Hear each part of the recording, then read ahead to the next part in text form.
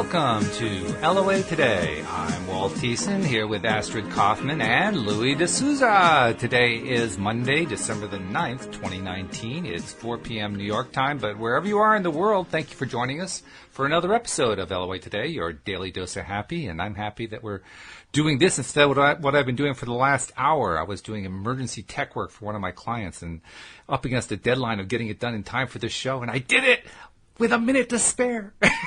It was crazy. But we're here, and I'm now in my de-stressing mode and just relax. Everything went well. Feel good.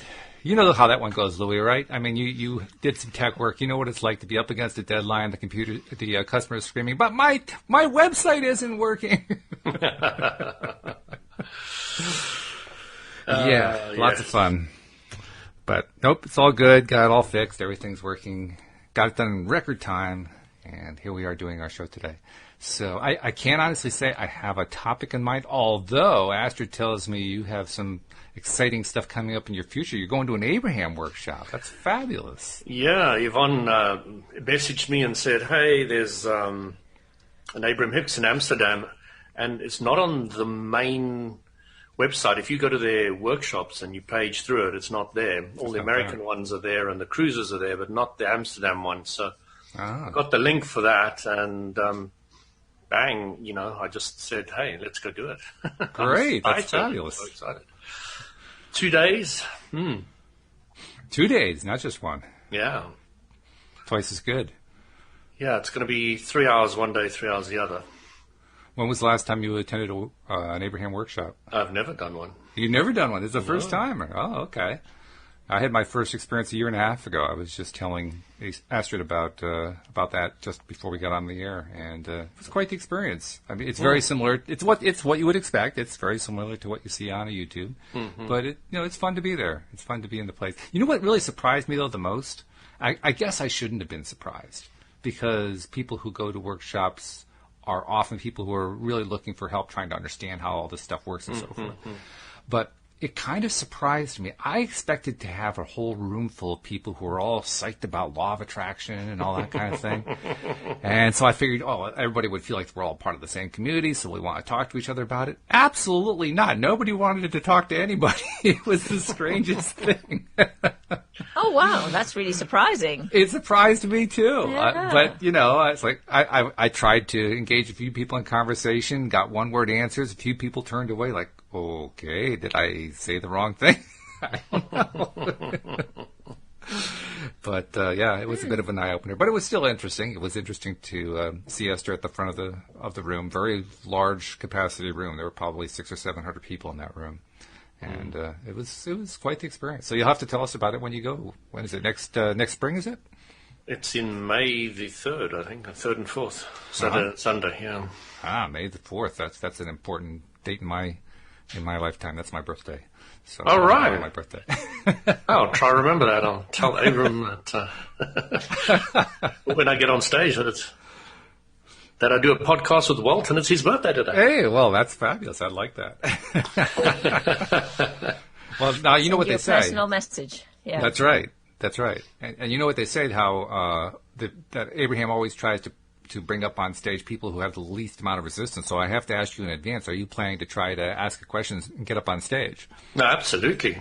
Oh, you are? Okay. No, yeah.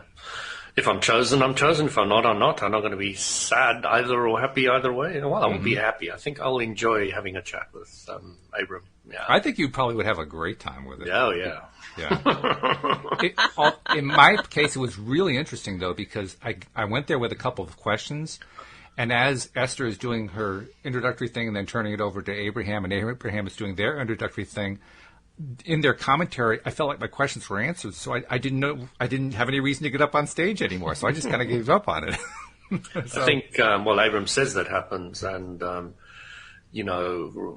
studying a lot of the gurus in the world, they all say that happens. You come to the feet of the master. And then, and if you don't, you know what the master says? What's that? He says, would you like a cup of tea? and then he starts pouring the tea, and he makes sure it overflows. And you ask the guru, what the heck are you doing? He says, well, you're like the cup. You're so full, there's no space for me to give you any information. I love it.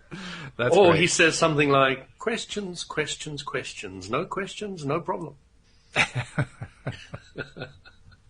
You've definitely had a lot of experience with gurus. I mean, you just have the stories just pouring out of you like that. I've got more than a few. So, well, let's see. Like I was saying to Astrid before, I really don't have a topic in mind for today, but I'm sure we can kind of come up with one. First thing that comes to my mind is that there has been a lot of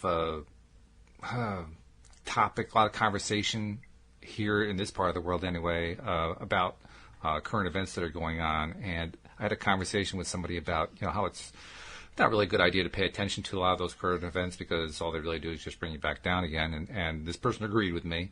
But we were both commenting on the fascination that we have with, how many people are just addicted to them. Just totally, they can't take their eyes off of. It's like the people who go to the car races. They want to go to the car races because they want to see cars crash. It's the same kind of feeling. They want to see the drama. They want to see the craziness happen. And so I don't know. It's a starting point for a conversation. I can't think of a better one at the moment. But what do you think? Is that your experience? Is that what people do? Astrid, what do you think? Well, I know from my experience that it's something we all do, and when you understand why you do it and how you amplify whatever you look at, then you stop doing it. Mm-hmm. And then sometimes you get dragged in. Still, you still do it. But you guys have an event going on over there, and we've got our event going on over here. You certainly do. Yes, there's a lot going on right now in this world. Yeah. And you know what? I don't know what either of you are talking about. That's because you stay far away from it, which is a very smart thing to do. It's another interesting thing, and this came out of a conversation with my wife over lunch today. She made a comment, kind of an offhand comment. She had reheated. We had some roast chicken, and she had reheated it and made some gravy up and so forth. So we were having this warm chicken dinner thing, and it was delicious. It was really, really good. And lately, the food has been tasting really, really good. And she turns to me and she says, "Has my cooking improved, or has something else changed? Why is it the food is always tasting really, really good?" And I thought about it a moment. I said, "Well, we're both in a better place vibrationally. I wonder if it's partly we're just in a better place, and partly because we're in a better place, you're just able to prepare the food better. I mean, I don't know, but I would think it's got to be something like that going on. Do you guys experience anything like that?" Well, when you cook with love, that is the secret ingredient, isn't it? It is, yes. And if you look from love from the Abraham Hicks perspective, it's alignment, and you say you're in a better place. So on average, your alignment is closer to the alignment. So what is happening is the timing when you purchase the carrot, the chicken, etc., and the one you pick up, everything kind of works in place that you get a higher vibration thing, because you're in a higher vibration, you're going to attract a similar vibration. So you'll pick up that tomato that is perfect, and that carrot that's perfect, and the chicken that's perfect. And so it goes on and on and on. To even when you're preparing it with the right energy, etc. So yes, I mean, I've noticed that as well. Yeah, definitely. okay. When you're more there's an interesting story that someone, a friend of mine, a dear friend of mine, told me that she went on a retreat, and these were people who were doing some serious work. And, serious sounds terrible. What I mean by that, Lou, is deep work. Deep work? That sounds even worse. Happy and joyful work. Okay. This is a tough crowd here, Astrid. You have to understand that. This is a very tough crowd, isn't it? Boy, oh boy. And anyway, will you let me get on with my story? No.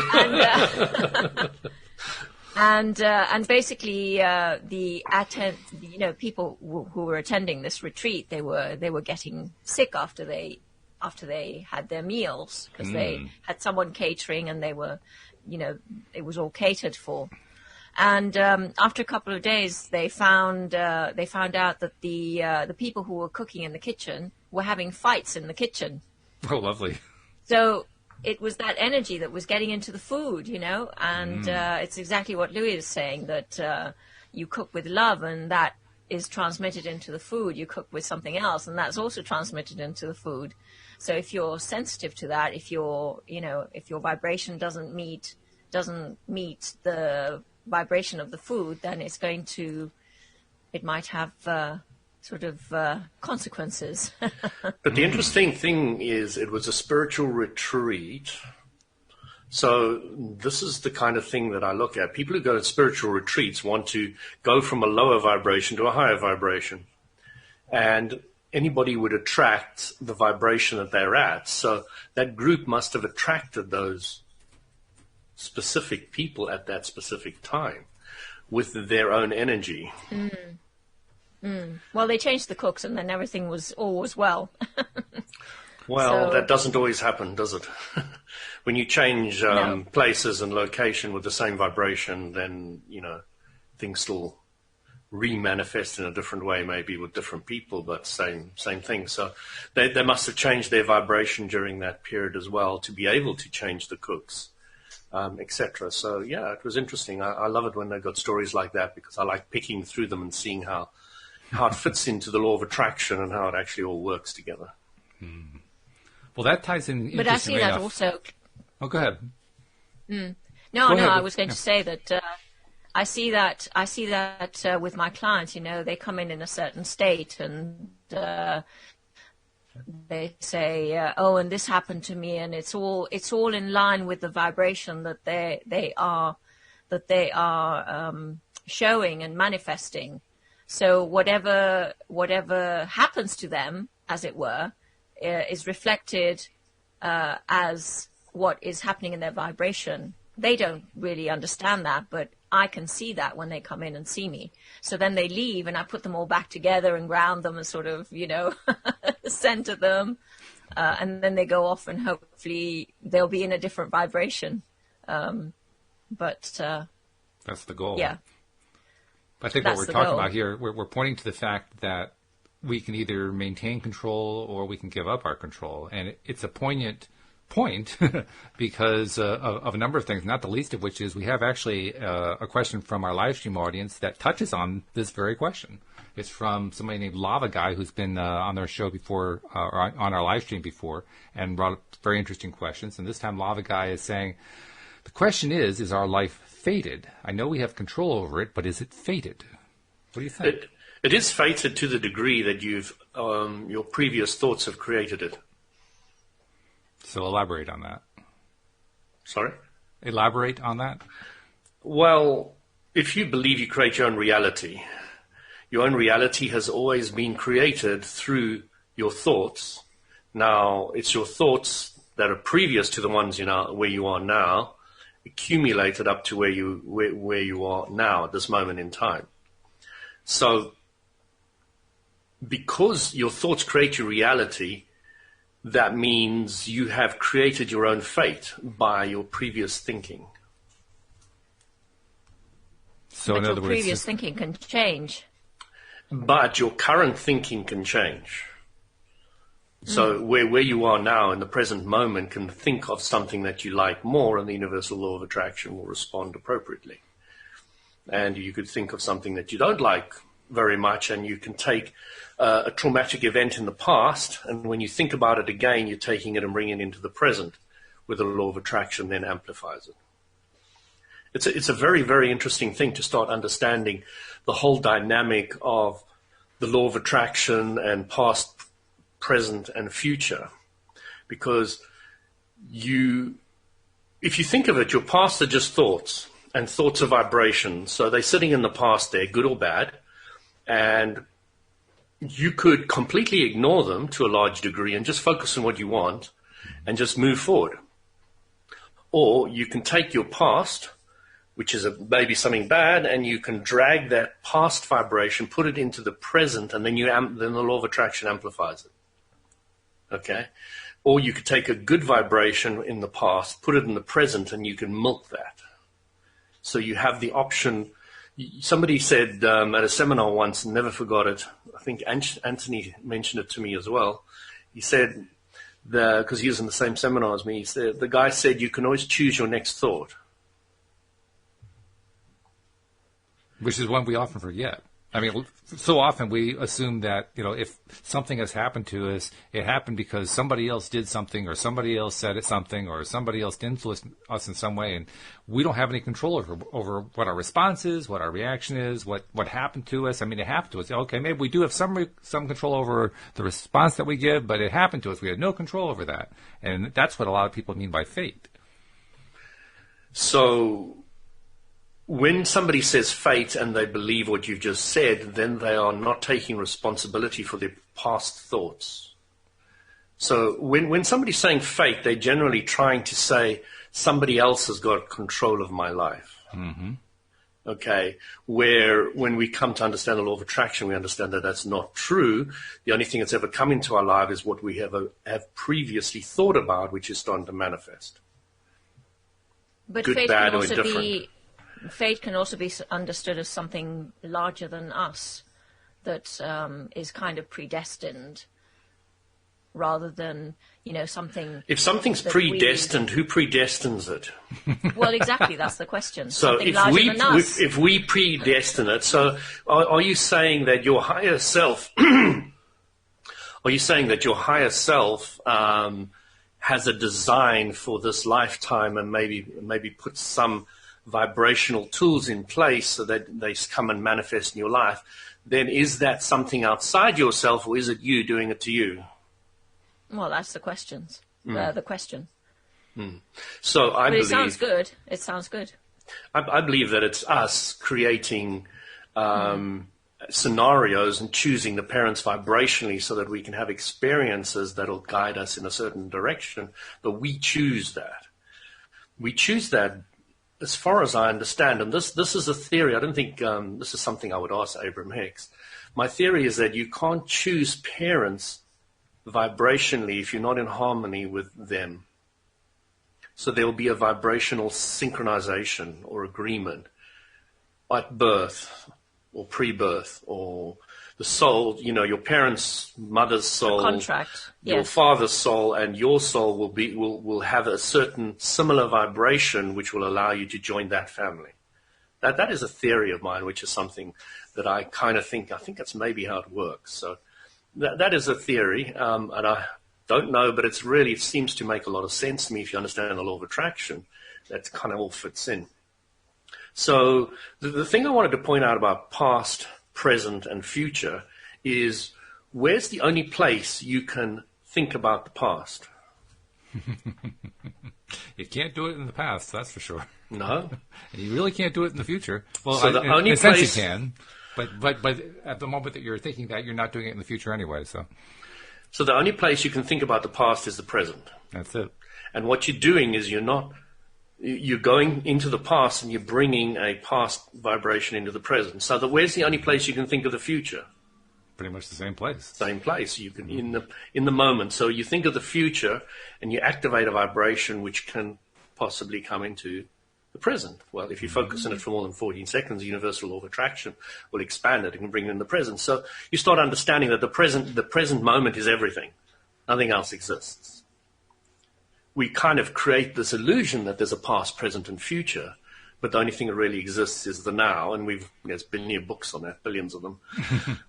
The Power of Now by Eckhart Tolle, etc. They're all talking about the power of now, because that is where your power is, because you can't experience the past except in the present. You can't experience the future except in the present. So you're sitting in that place in the middle where your consciousness is, where your awareness is, where your power is, where everything is.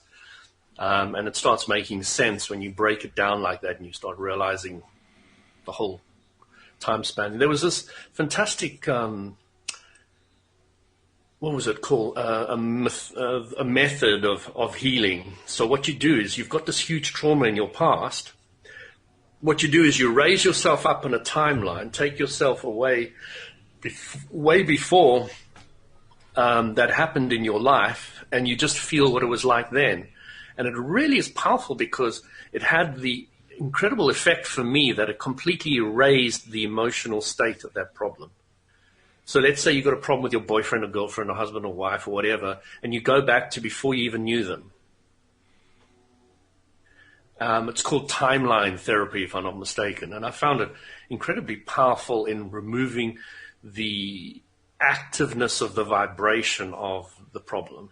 So what's the process?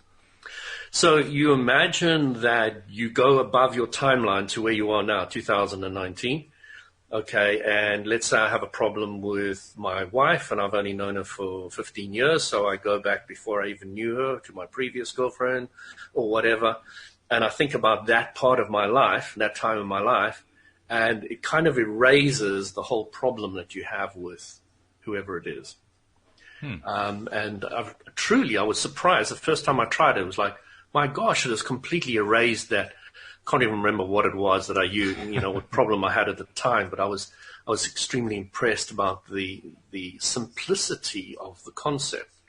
And when you understand the law of attraction, you understand why it works as well, because you're not activating a vibration and you're almost erasing it because you're only thinking, from birth to that time. And I didn't even know them, and I'm just thinking about that. So what, you just skipped over the whole... You skip over the whole things, yeah. You just go and start visualizing yourself living in that time where that person, situation, or problem didn't exist.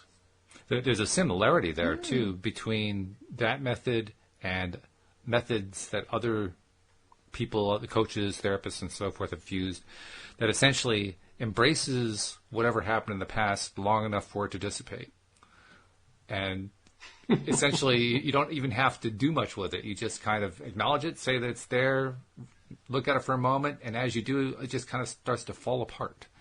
And I've experienced that. It actually really does. Yours is an interesting variation because you actually go back before the event to something else before that, and it also goes away. So apparently, it's the act of just going back that just kind of erases it. Well, why I'm confused about why yours worked, Walt, was because when you focus your mind on something, the law of attraction will amplify it. Yeah. And why I understand why the timeline therapy works is because you're going to a place where that thought didn't exist anymore or before. So, well, in order to find that place where the thought didn't exist before, you have to know where the thought you're trying to skip over started and ended, which means you gave some attention to it, and that's the point. You didn't give it a lot of attention, right? But you gave it some, right? And that's what the embracement theory is. The embracement theory is you don't spend a lot of time on it. You just give it enough attention that it says, "Okay, I've gotten my attention," and you move on. So that is absolutely perfect. That's exactly how the design is. So when you know what you don't want, there is a period of time when you know what you don't want. Mm-hmm. That's not a problem. That is exactly the design of how it helps you have a better idea what you do want. But if the therapy does not clearly state, guys, this is a temporary thing, which is when you're knowing what you don't want, going to what you do want, you're spending more time on that, then I have a bit of a problem with the whole concept because then they've kind of left you just with go to the problem and look at it. Because now you're in embracing and never let go mode. The idea of an embrace is you're supposed to let go at some point.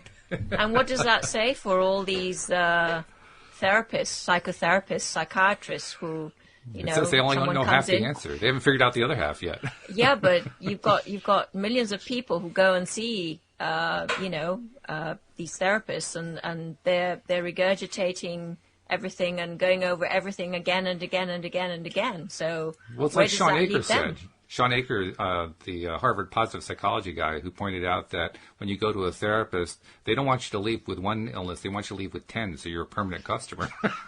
Oh, my God. But by therapist, I mean psychotherapist I'm not going to, yeah.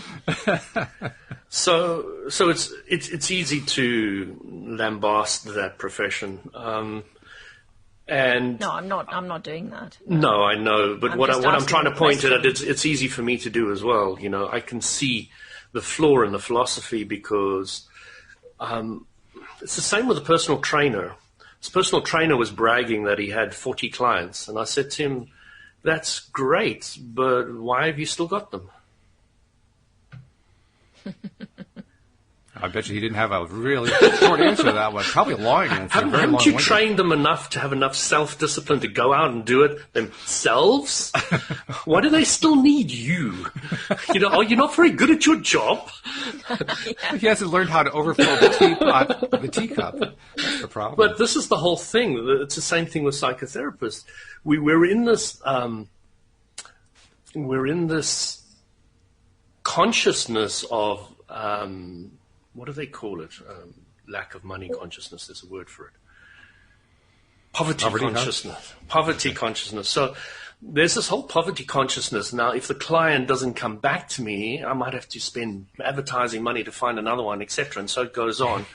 And this whole advertising thing and spending money to make money and all the rest of it, you see, there's a poverty consciousness there. There's not enough clients and there's not enough this, there's not enough that. I meet guys in the sauna, I tell them all about the law of attraction. Some guys even stay around for 2 hours. And I say to the guys, I'll probably never see you again in my life. I've given you everything you need to completely change your whole life and work in a different way and go out and do it. And it's great. I don't need to see you again, And, there's some people who need other people to lean on, and there are a lot of people who like being leaned on. Oh, yeah. And there's people like me who, you can come in, off you go, and I'll be I'll be happier than anything. So everybody works differently, and the different people need different people. So there's nothing wrong with any of it. It's just different people do different things differently. And I like just getting out there, giving them the stuff, and if they need to come back, like a good friend of mine came back and we had a lovely 2-hour conversation on the phone, and they came back of their own free will. They spent 2 hours on the phone with me, and then they shifted and moved in another direction and started seeing more clarity. But, it was all a natural process. I didn't have them paying me and having to come and, having all these things organized and all the rest of it. So how do I make money out of it? I think Joel's got a point. He said to me, I do this and I make money out of it. You sit in the sauna and talk to everybody and don't make any money out of it. But, do I? Joel does know how to get right to the pith. Oh, yeah. But he does have beautiful skin, Walt. Louis has beautiful skin. He's been in the sauna. There are benefits. Well, Jeffrey also brought... Oh, sorry. Did you have another... No, it's fine. Carry on. Jeffrey also had another question from the live stream as a follow-up. He says, our choices have control over our lives, but where do our preferences come from? So when you know what you don't want, you start having a preference of what you do want. It's really not more complicated than that. You can wing it any way you want, but your preferences... Somebody said, I don't know what I want. I said, but you do. And I said, what do you mean? I said... How many things have you experienced that you don't want? They said thousands. So then I said to them, well, then you've got thousands of ideas of how you can have it better. So what I'm trying to point out is we're always from birth saying, oh, it's cold as a baby coming out of a womb. Oh, it's a nice warm blanket. Oh, I know what I didn't want, and I know what I do want. Okay, I'm hungry. Ooh, this tastes really nice. Okay, so this process starts before birth and never stops.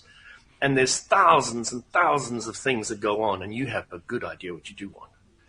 You might sit there and say, I don't, but it's not really true. You have a huge bank of what you do want sitting there, and it'll reflect in your life. You can just have me sit next to you for a while, and I'll start telling you what you like, what you don't like.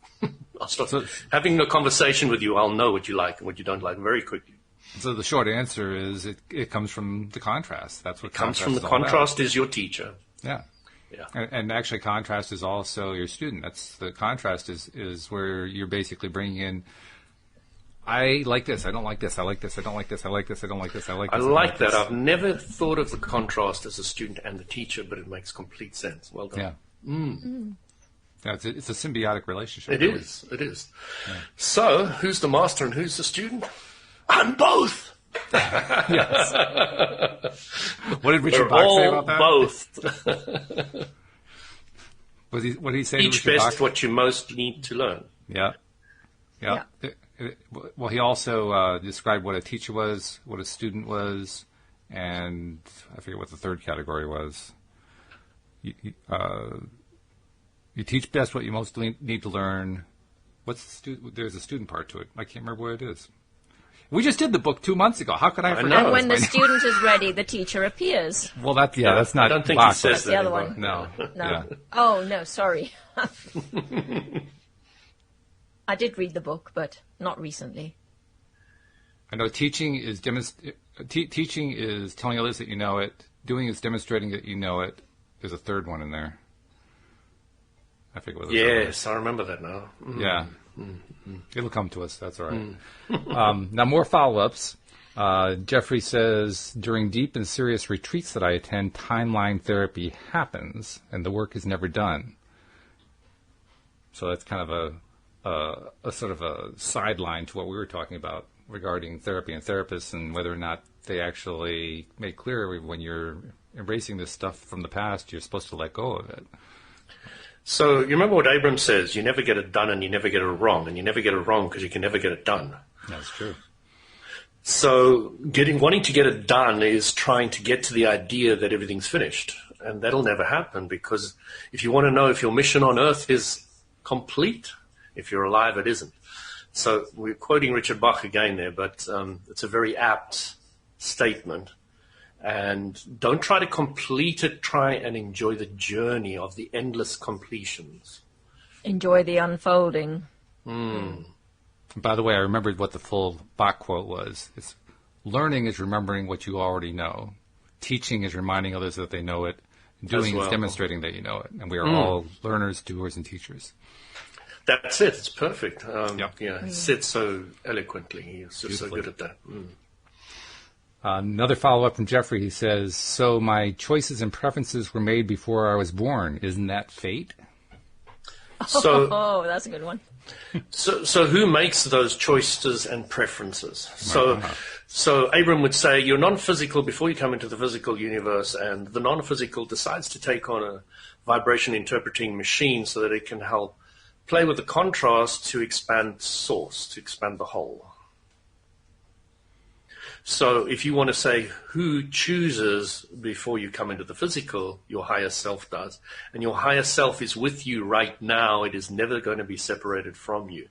So if you want to blame anybody, blame yourself. And I don't recommend blaming yourself either. I find that to be really, really counterproductive. Not necessarily. And if you get to the point of understanding that blaming yourself means that you have the control and power to change everything, then I think it's a very good understanding. Yeah, as long as you are able to let go of the blaming. But at that point, Yeah. you just demonstrate you don't need to blame in the first place. Yeah. So that's You why I need say to blame, don't but even you go need, there. you need the awareness that this is how it is, and there is nobody else to appreciate your current experiences other than yourself. Even though sometimes those experiences are things we would rather appreciate a little less.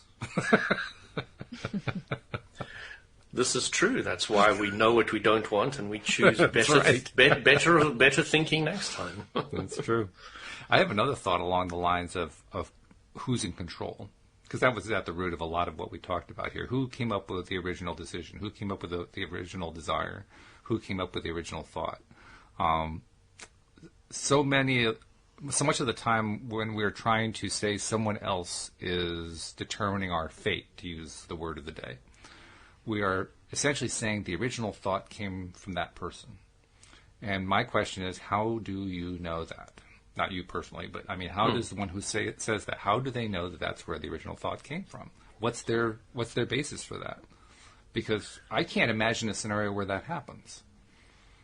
So Abram was asked the question about source. Now, to me, Abram Hicks' teachings has answered every physical question. The only questions that I really have are more based on what is the non-physical, what is the bigger part of Louis really about, and how does it work? What is that all about? And I think somebody asked Abram,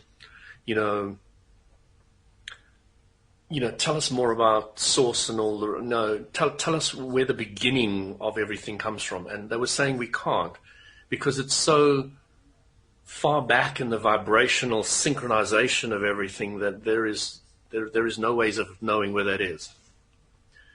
And I really loved that answer because it kind of gave me a lot of clarity, is that there is only one mystery left in my life, and that is, what is source?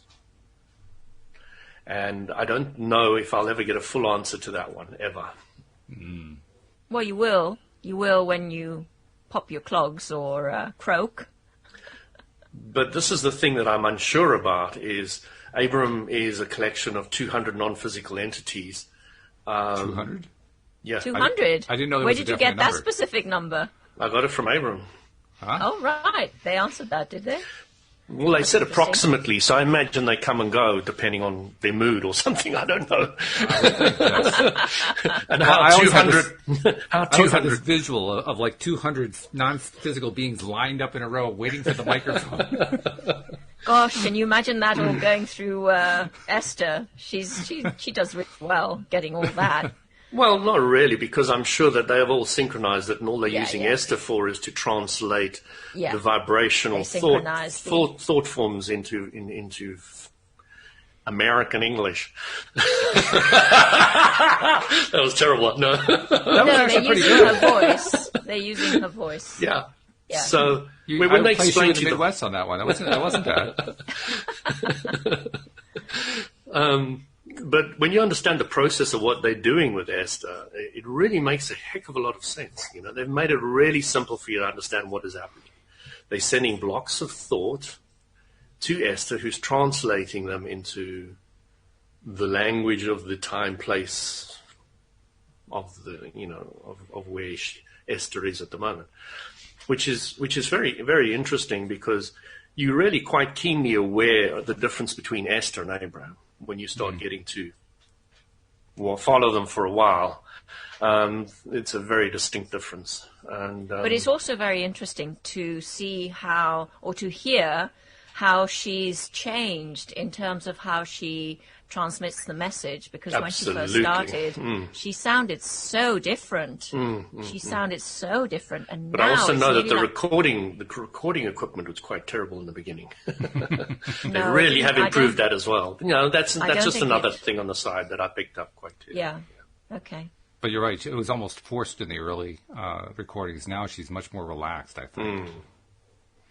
But it's nearly as if it's coming so fast that she nearly trips over her words. It's just coming so fast, and she's so clear about being able to translate. It happens in a flash, you know. Well, plus now Jerry's on the other side, so he's probably acting as a traffic cop. I mean, that's one of the things that he used to do. I bet he is. I bet he is. Yeah. In fact, the workshop that I went to was about, I don't know, a year and a half after Jerry had passed, and she made reference to him. She said something as part of her stream of commentary and interrupted herself and said, "That was Jerry, by the way." All right. He's it's 200 plus 1 then. 200 with plus Jerry. one, yes. See, when you're Jerry, you get a special Coming place through. in the line, right? Well, yeah. I would imagine.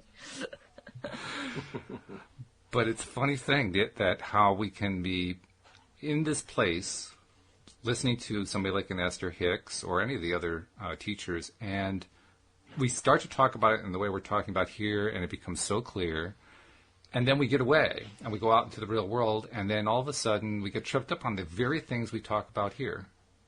Why is that? Well, it's very easy to answer that one. We have past beliefs, and beliefs are just thought you thought often, that are of a certain vibration, and they affect how you're going to behave. Now, unless the new vibration of the Abraham Hicks teachings has taken complete root in you and it's a strong vibration, then the momentum of that can move forward. But often the momentum of your old thinking comes into your present, and you go back, you go back to old habits. Jeffrey posted a rather lengthy comment. He says, "Our inner being is always connected to Source. We are guided by our inner being, by our choices. So Source has a purpose for us, fate in parentheses. It is up to us to find that purpose and follow it with joy." What do you think of that? Well, there's a lot of people who say you need to find your purpose in life. And then I read Conversations with God, and he said, no, that's God. God says, yes. God says you don't find your purpose, you make your purpose.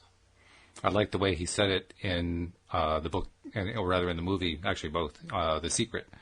In his one major appearance in that presentation, he's on screen and he says, "There's no blackboard in the sky that says," and then you see a blackboard appear and you see their handwriting appear and it says, "Neil Donald Walsh, a handsome guy who," and then there's an underline, and that's where you're supposed to figure out and learn what it is that your purpose in life is. But there's no blackboard in the sky, so your purpose in life is whatever you say it is. Exactly. You make your reality, yeah. Well, you create it as you go along. You can create it through your in every thoughts. moment. Yes. Which really explains the way I felt for the longest time, because I always felt I was making it up as I went along, and it turned out it was true. Exactly. And what about you were faking it until you made it, and then you realize that you already made it. Yes. And what about the other thought that Neil talks about, that it's all about remembering who you are. So, because you create your reality in every moment, but it's also about remembering who you are. So how does that differ? So remembering who you are, now you're taking a vibration interpreting machine with a mind, and now you're asking that mind to try comprehend who source part of you is. The source part is with you all the time, so you don't really have to remember that. What you need, what is desirable is for you to find more alignment, because in your alignment, the greater clarity of source will come to you. So you're not necessarily trying to remember who source is, you're now trying to get into a happier place more often, which is something mankind can grasp, rather than I've got to divine this untouchable, unseeable source energy in me that I've got to get to know better. So, I love it when Jerry died, because Abram was saying to Esther, if you really want to chat to Jerry, you better start getting happy. Because he can't see through all that stuff and he can't get to you. So when you get happy, you'll have some good conversations with him. And this is exactly what happened to her. She talks to him all the time now, but she's not doing it because she's sad that he died and, he's not around anymore, because he is more around now than he almost was then. So, it's a completely different energy. And, again, that's non-physical part of me is where a lot of my questions lie. That is a fascinating thing to me. Yeah, I mean, I come back to sort of the sentence that just made so much sense to me and gave me this huge aha moment, that was, when I'm in vibrational alignment with my inner being, then that for me is it. That's where you come into, you're basically in tune with that higher part of you. Mm-hmm. So then everything in life has a different perspective. You have a different perspective on everything, and everything you do, everything you think is going to be different from that perspective, from that place. You're going to be happier. I completely agree, and the word alignment really needs to be talked about again and again and again and again. Because let's talk about it. Because I think that's what does that mean? What does that mean to be in alignment with your inner being? So in alignment is all about. I know what it feels like, but explain it. So it all goes back to when you know what you don't want, you have a better idea what you do want. But what you do want is kept in a vortex sitting there. And then these two statements are very important as well. So the one statement is, if you want something and you get it, it makes humans the happiest they've ever been. If you want something and don't get it, it makes them one of the most unhappy that they've ever been. So alignment is based around you getting what you want. Sounds very mental, though, the way you're explaining it. And for me, it's not such a mental exercise. It's more of a feeling exercise. I suppose this is also maybe the male-female brain coming into play. Well, I don't know, because sometimes when I'm working on this stuff, I'm feeling like I'm mental, so it actually fits. So Astrid, I don't disagree with you at all. So the first thing we need to understand about emotions is your thoughts create your emotions. Yes, okay. Okay. So I'm never separating them. I might be talking from the mental perspective, but I'm fully aware that there is an aerial sticking out of my head. That there is. Yes. I'm from Mars. That wouldn't surprise me, Louis. And you're from That Venus, would I not suppose. That wouldn't surprise me either. John Men Gray, are where from are Mars, women are from Venus. Yeah, Let's get the book. Yes. Okay, so well, so there's a cycle. So your thoughts cause your emotions cause your thoughts. And so what I'm feeling from you is a feeling I got from somebody else. They said to me, Louis, getting what you want doesn't sound very spiritual. So I said to them, that's fascinating. I've never been asked that question before. So let me ask you this. Do you want more love in your life? Do you want more connection with God in your life? Because I needed to use those words with this person. And they said, yes. So you want those? Are they satisfying your spiritual need? So I've got a job and I need to drive to a certain location. If I don't have a car, then I can't have the job. Don't I want the car? Is that spiritual or not spiritual? You know, where do you want to go with all this? So it's really interesting because you start understanding that everything is spiritual, all right? There is no such thing as non-spiritual. A lot of money is not spiritual, and it's not spiritual. It just is what maybe you wanted. That's why you've got it. And you start having a completely different view, all that idea that those who've got don't give to those who don't, and all that rubbish gets swept away under the carpet, and you start seeing that person wanted it. The law of attraction used its power to manifest it, and that's all there is to it. You manifested that you don't have enough money, and you don't have it, and that's all there is. The universal law of attraction helped you. There is no right or wrong with either of them. It is just the law of attraction reacting to your thoughts and manifesting what you believe. So you start having all of that wiped out of the carpet, and you start saying, what do I want, and how can I get it, and let's go and do it. It's an interesting paradox that people who pose that question or pose that challenge in this case, you were challenged that you aren't particularly spiritual. People who do that, in my experience, 99 times out of 100, probably 100 times out of 100, what they really mean is you're not properly engaging the moral side of this, as if morality had something to do with spirit.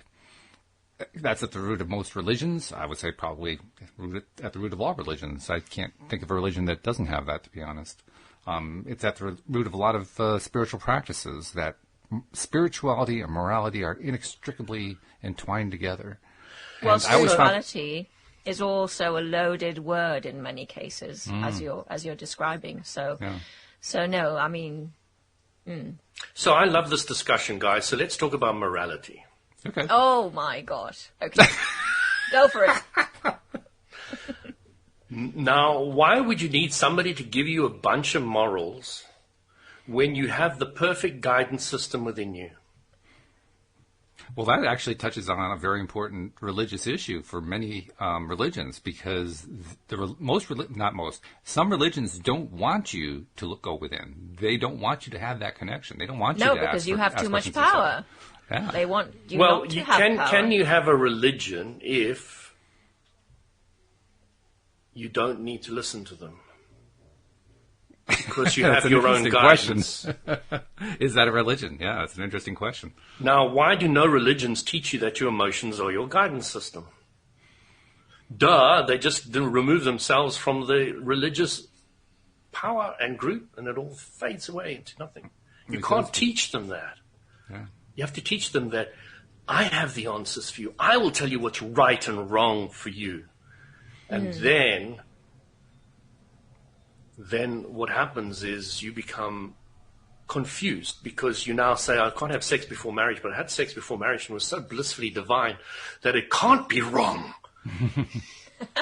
So then you're confused, yeah? So you sit there with feeling that it's a very, very, very spiritual and beautiful thing, and you've been told that you're now going to hell. What do you believe? You're confused. You sit there and you get torn apart, and then you start hating your religion or hating the priest or hating something. And you start finding your own way, and you start realizing that you need to trust your own emotional guidance system. If it feels good, it really is. It's helping you become more aligned.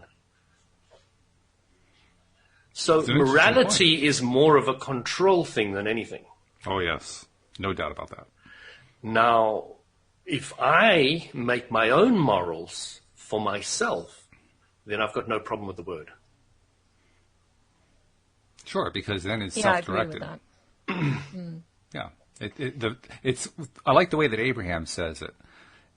If morality is about somebody else determining what it is, this is my translation of what they're saying. By the way, they don't actually say it in this manner. But if morality is about taking what somebody else says and living by it, because that's the only way that they can be happy, is if you live by their morality. A couple things have happened. First, you've given away your power, and second of all, you basically have acknowledged, without daring to say it out loud, that their happiness is dependent upon your actions. And when I understood that, when I read and understood that from Abraham, I said to myself, well, that explains the whole game, doesn't it? Exactly. This is explains all about, a huge part of it. Yeah, this is all about, you have to do a certain thing, you have to behave a certain way in order for me to be happy. And it's when you say it that way, when you say it that clearly, it's obviously false. But until you say it, you don't really get it. You have to say it out loud in order to recognize it. How many parents need to hear that about their children? How many children need to hear that about their parents? Yeah. Vice versa. It's true. Yeah, how many priests need to hear that? How many parishioners need to hear that? Huh? You know, I mean, the list it goes is endless. on and on. Yeah, it does. It does. Oh, it goes on and jeez. on. Yeah. And here's the other part of it. If you say that to somebody who asked the question, that was the same question that was asked of you, which is, well, it doesn't sound to me like you're very spiritual. How can you say that you're spiritual? The person who's asking that question almost invariably is a person who has bought into the idea that one person's happiness is dependent upon another person's behavior, even if they haven't acknowledged that, especially if they haven't acknowledged that. Because until you acknowledge that, it's very easy to just stay in that pattern. Once you acknowledge it, then it just kind of blows the pattern up. But until then, that pattern can just keep going and going and going and going. And that's what that person is reflecting. That person who's raising that objection. Louis, you're not very spiritual. That's what it's about. Yeah. Well, you're like a hamster that just goes round and round because you can't see the truth of it. Yeah. Because you've been fed this lie. And there's an excellent example, I think by the fundamentally. way. Sorry? There's an excellent example of what Louis was talking about, and what I was talking about too. Basically embracing this craziness just long enough to really make it clear what the craziness is, and then, boy, you want to let go of that craziness really, really fast. You don't want to hang on to that real long once you get it. Until then, you hang on to it pretty hard, but once it becomes clear because you embrace it enough to get to know it, it doesn't take a lot for it to go away. It's like you can't get it away fast enough.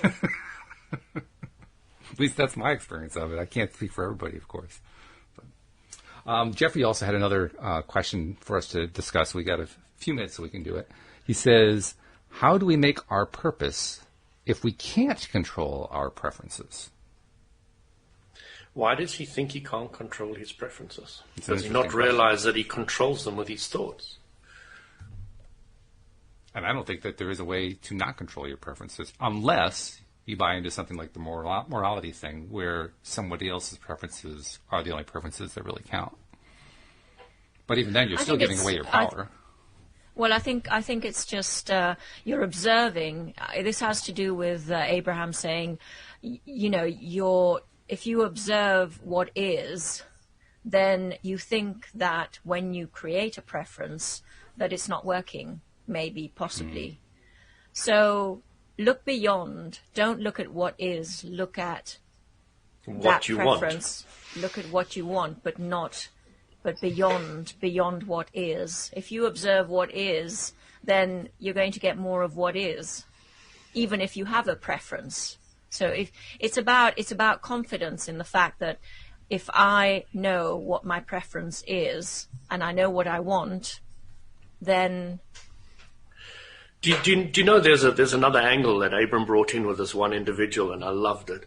This individual was focusing very much on what is, and Abram was smiling and saying, I love people like you who focus on what is.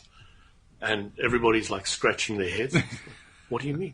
Well, if it wasn't for people like you, the gravity wouldn't work anymore, and you'd walk out your door and you'd float up. And, so there's thousands of things that you are thinking every day that amplify and create the solidity of the physical universe, which is great. It's absolutely brilliant.